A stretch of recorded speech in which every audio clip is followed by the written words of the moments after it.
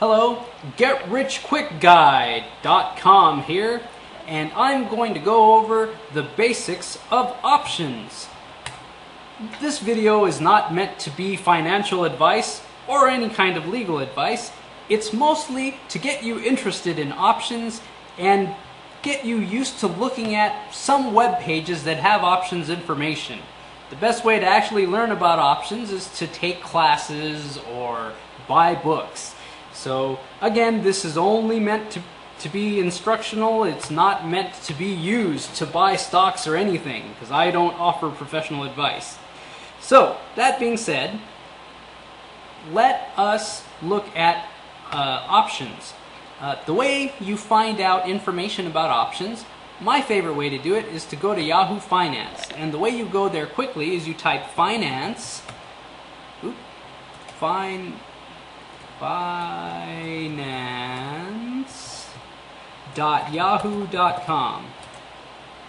And when you do that, then the next thing you do is you go to investing, and then you go to options, and then on the left here where it says options lookup, you could type in the symbol of a stock you care to find options information on.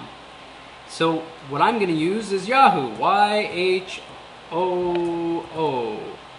and then get options. After you do that, you get a table like this with a bunch of weird symbols which are different from the Y-H-O-O we all know about. And over here we have a strike price. So the way options work is somebody is paying the owner of the stock a premium, like a reservation fee or something. They're paying a premium for the right to buy the stock at a later time. And what happens is, a lot of times the stock just kind of stays the same. There's it doesn't really go up all that much, and so what happens is people usually, like 90% of the time, people don't even exercise the option. And so we're going to use the example of the ticker symbol YHQIC, which is the option to buy Yahoo at $15 at the end of September. Or we're taking a case. Let's say that sometime a while back, like in July 8th, for example, a covered call was sold. So if you want to do additional research, look up covered call. So let's say that somebody wanted to use the covered call. If you go to marketwatch.com,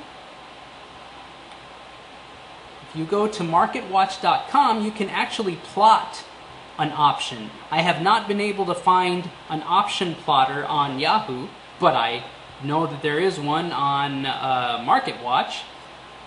So after you decide on a symbol, go to MarketWatch and just type in the symbol on any of their search bars, and you should be able to get the plot of a option and how it has done over time. So let's assume that an option was sold back on July 8th, and on July 8th the option to buy Yahoo for $15 was sold with a premium of $3, and then the plan was, okay, you sell the option, or a option is sold at $3 early on, and then later, as the expiration date approaches, since we know that if a stock does not change or does not go up and just remains a fairly constant value, we know that the option usually drops exponentially as the expiration date approaches. In this case, it was 9/21/09.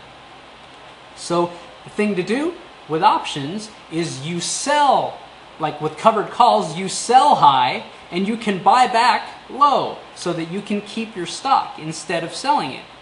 So let's analyze this on a spreadsheet. My favorite tool to use is OpenOffice.org calc program. So we'll go through this really quick. Yahoo symbol is YHOO. Back in July, it was $14.38, and 200 shares were purchased for a total of $28.76. That means that a person somewhere owned 200 shares of Yahoo, and they wanted to sell a covered call, which was they wanted to give somebody the right to buy 200 shares of the Yahoo stock at a later time. So when they sold on July 8th, the option was worth $3, which equates to 2 contracts. Each contract is 100 shares of the underlying stock.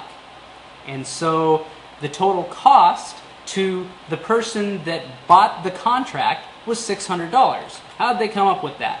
Well, the cost is the option premium price times the number of contracts times 100. Okay? There's additional information about this in books.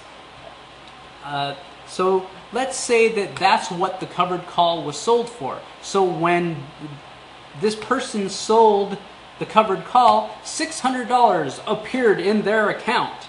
Then later, this person said, you know what, I don't care. I want to keep the Yahoo stock. I don't want it to be sold by the time the expiration date comes by. So what this person can do is he or she can say that I'm going to wait until the option is very close to expiration date. In this example, on September 11th, 09, the stock was 67 cents, and this person decided to buy it back. Well, when you buy back a stock, you have to buy back, and usually you have to use the bid price. Right here, the bid price. But let's say it was bought back for 67 cents, which means that the total cost that was paid in order to buy the stock back was $134. How do you come up with that? Well, that's the 67 cents, which is the option bid price, times 2 contracts, times 100. So that's $134. So what does that mean for profit? Well, for profit, that means that it was actually the amount that the covered call was sold for minus the buyback cost, which was $134, which gives us $466. And there's the equation on OpenOffice.org.